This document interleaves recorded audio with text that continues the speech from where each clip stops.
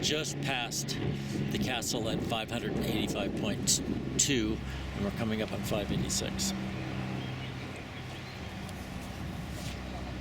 I mean, this kilometer is just burning by.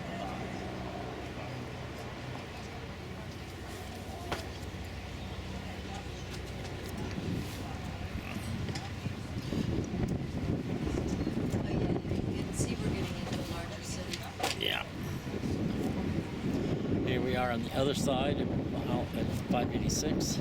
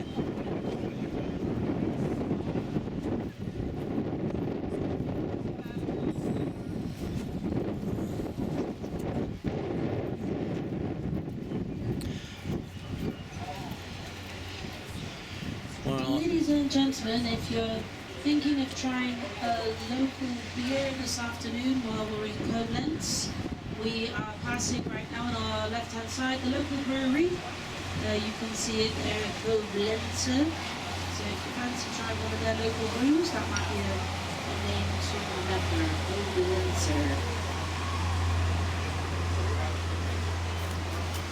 Yeah, I'll ask for a Koblenzer on our wine.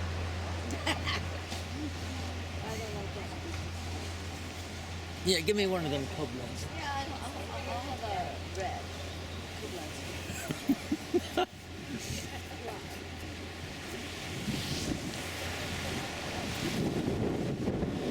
And this is Koblenzer Brewery.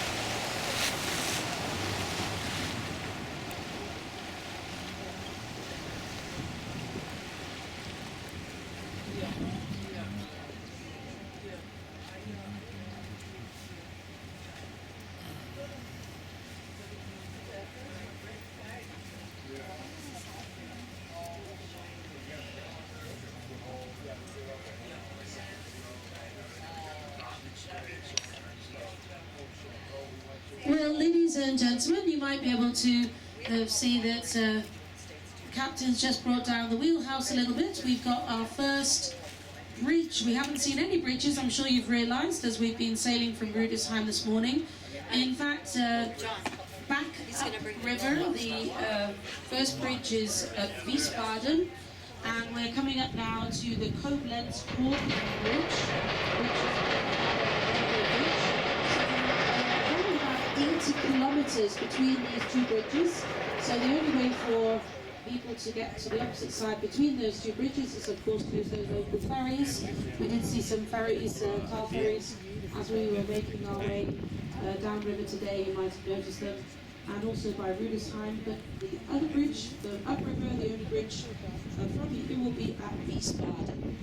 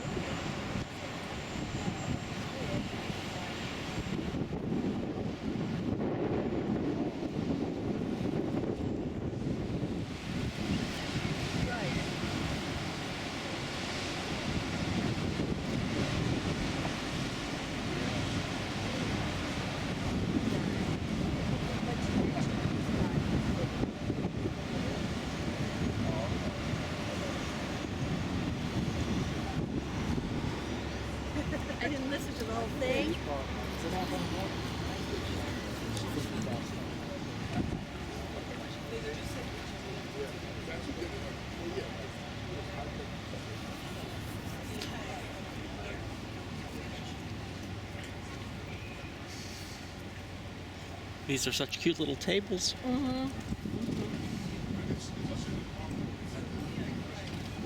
Oh, look at these houses. I know.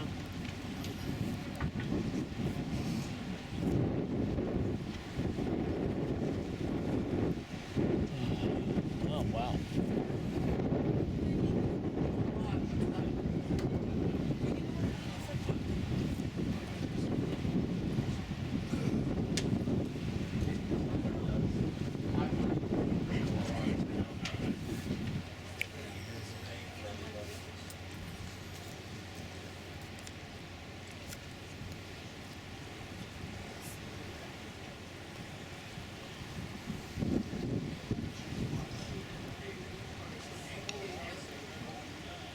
I think we're coming into Koblenz.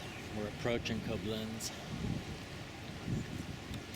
We may be approaching Koblenz now.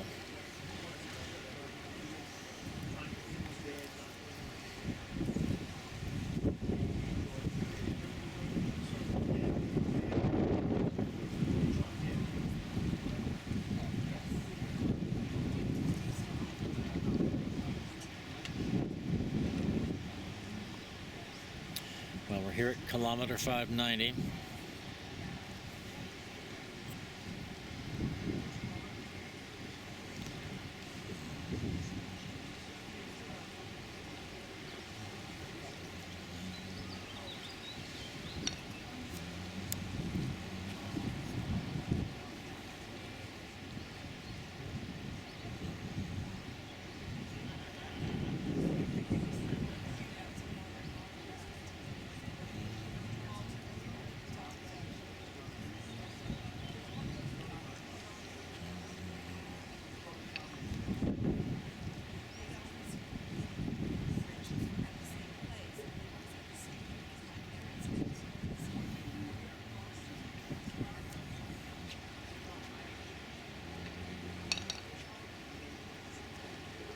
Oh, this is Plattendorf.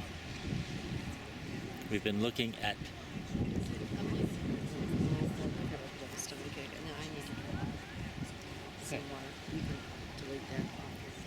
okay. All right. Well, we're going to be docking in like a couple kilometers. Yes, I know. Okay. I'll join you. That's fine. I'm just telling you what I'm doing so that you don't turn around Wonder about you. and go, oh, where'd you go?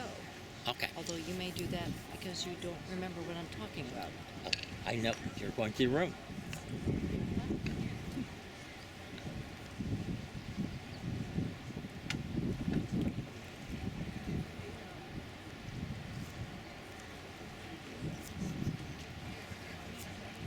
Ladies and gentlemen, we're just going to sail now under the Koblenz-Pfaffendorf Bridge, and this is the bridge that we'll be crossing to return back upstream upriver to visit Marksburg Castle this afternoon. Now, as we make our way under this bridge, have a look on your left-hand side. You'll see the Elector's Palace, which was built by the Electors of Trier in 1780 through to 1786. It's a fine example of So this is Koblenz over here. Classical architecture. The palace itself was destroyed during the Second World War, and little of the This is the interior Koblenz-Pfaffendorf was Bridge. rebuilt along original lines.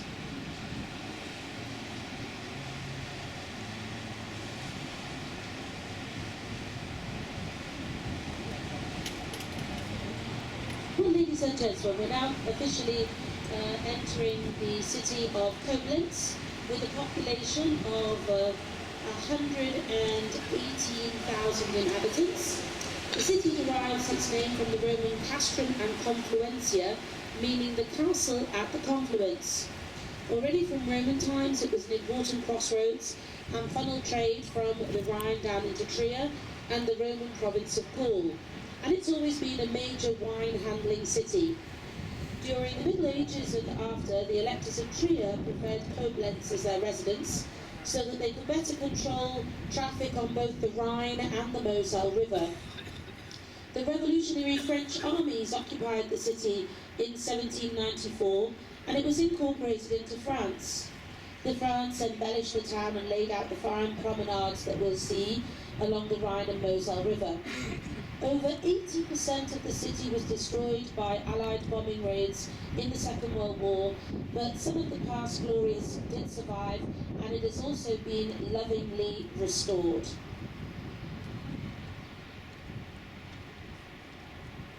Ladies and gentlemen, on our right side we can see Ehrenbreitstein Fortress.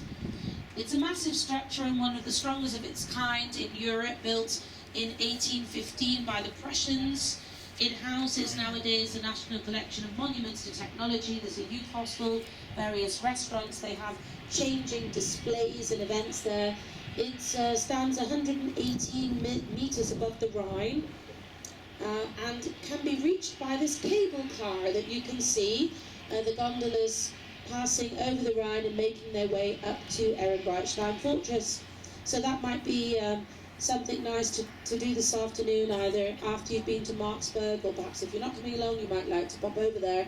You can buy the tickets at the station, the cable car station, which we'll see as we sail past on our left side. And for a little less than 13 euros, you can have a round-trip ticket and entrance into the Ehrenbreitstein Fortress as well.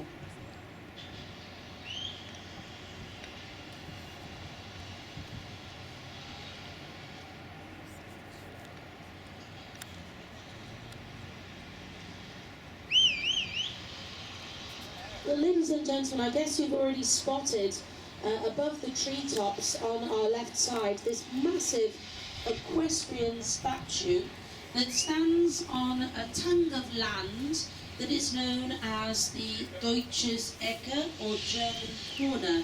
This is actually the confluence of the Rhine River with the Moselle, and you can see those flags flying on this point that's known as the German corner, and there you see the Moselle flowing into the Rhine.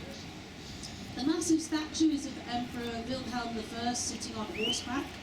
Wilhelm was the first emperor of the United Germany, founded by Bismarck in 1871.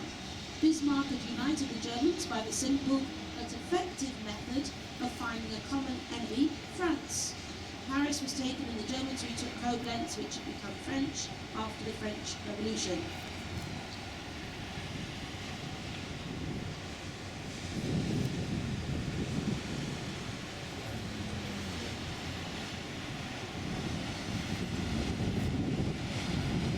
Well, in 1897, a 37-metre-high memorial to Kaiser Wilhelm was erected on this grand plinth as a thank you for the unification of the German states. In World War II, the statue was toppled off its plinth, and actually a flag was just left on the top of the plinth. Only with the falling of the Berlin Wall was the statue replaced on its plinth, and they actually used the largest floating crane in the world to hoist it up onto this magnificent point.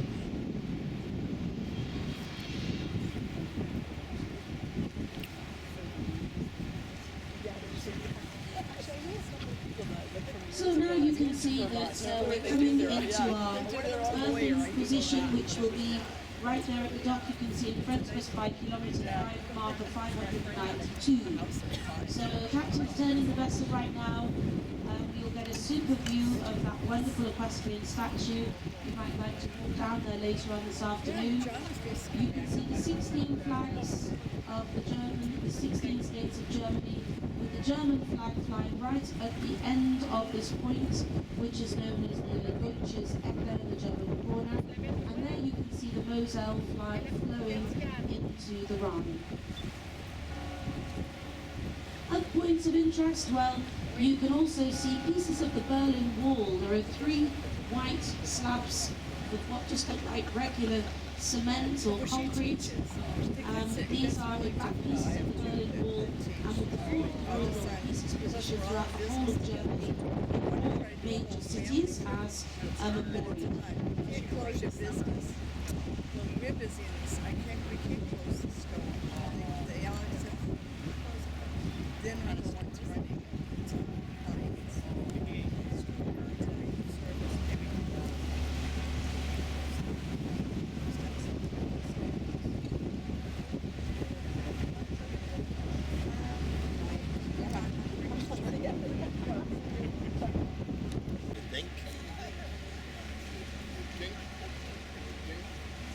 Well, as we turn, ladies and gentlemen, you've got a great view up the Moselle River. You can see the old bridge, the outer Brücke, the Baldwinsbrücke, which was named after the Elector Baldwin, who was the first was Archbishop of Trier.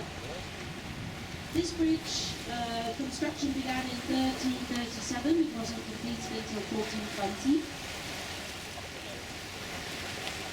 11 of the 15 arches remain, and parts of this bridge. And that's the Moselle River. Some of the original parts of this bridge were built in that period in 1420.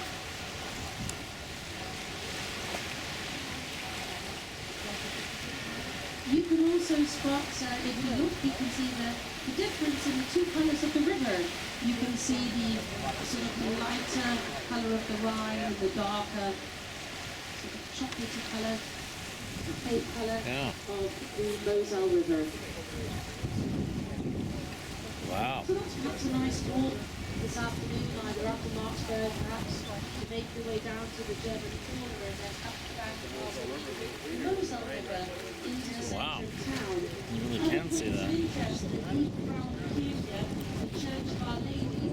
You can see those, the two towers and the steeples of the Church of Our Lady, and you can also see the old Kaufhaus, which is the old merchant's house, which has the sort of cream and orange coloured towers. Those are sites worth visiting.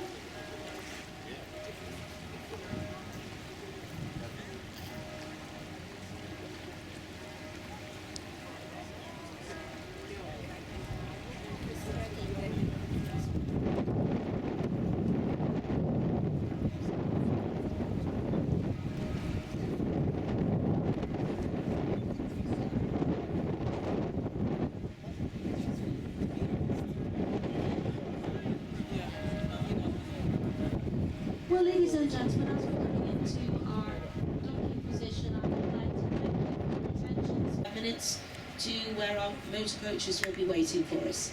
Enjoy your lunch and have a great afternoon, everybody. Thank you. Touching like